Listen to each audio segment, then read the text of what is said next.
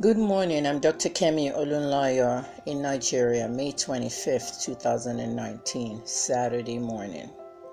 I want to address all my fans on all social platforms about my situation and what you need to know.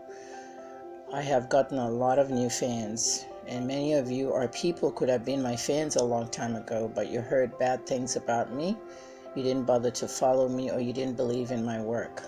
I have people in my inboxes asking me for my Twitter podcasts, my YouTube podcasts, all these things I sold in 2014 to 2015, featured in the Punch newspapers. Everybody wants to make money. Everybody wants to learn from me.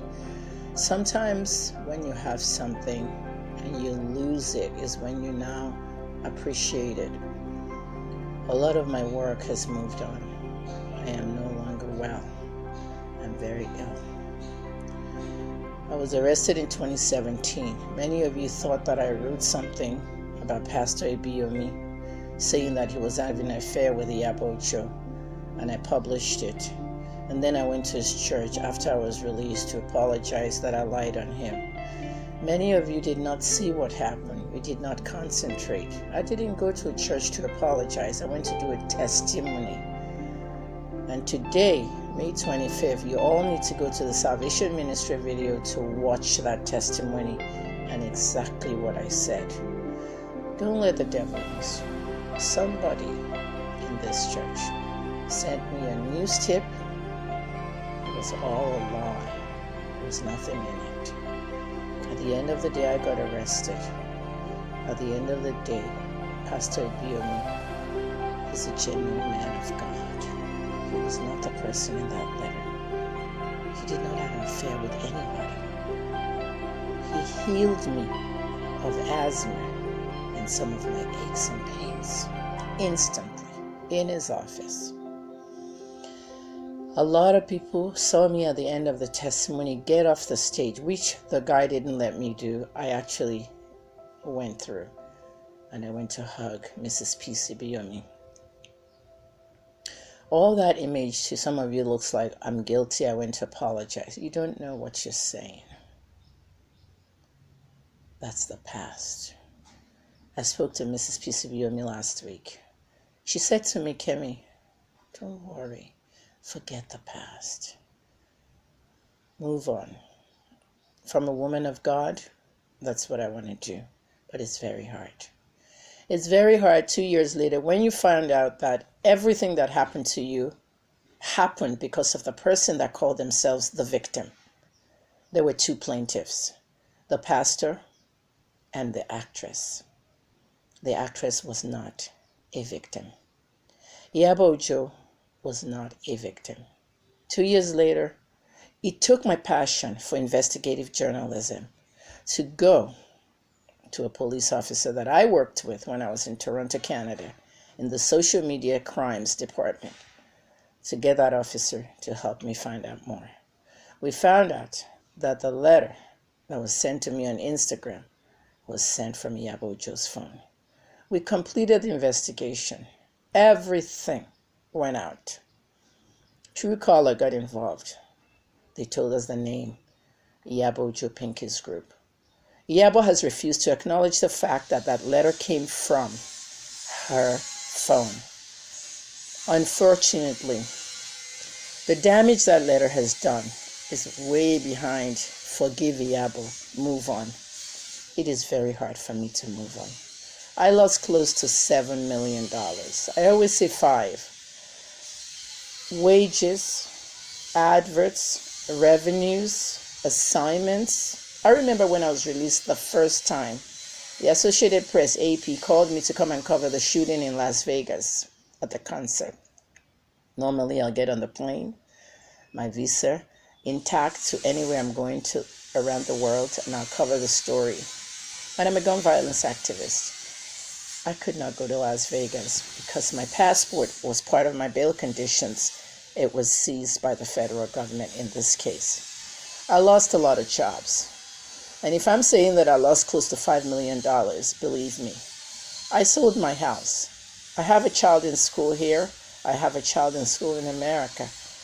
My middle son is 27 and he was still in college. I'm a single mom that raised 3 children alone.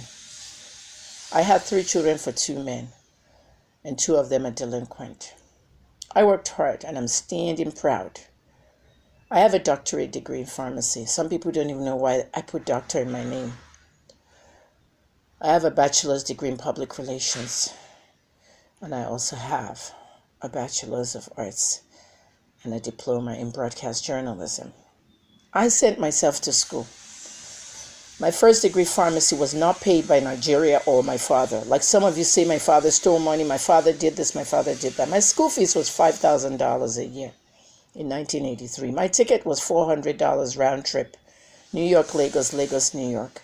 Today, those tickets are $1 million. You need to know the past. If you don't know the past, you cannot gauge the present. That's why they have the story called history. And when they removed history from our books and from our schools, they wanted to defraud you.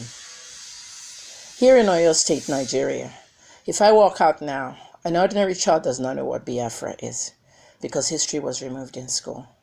Biafra is history of Nigeria, where our people were murdered. Our Igbo people were killed. Our Igbo people were slaughtered by our government.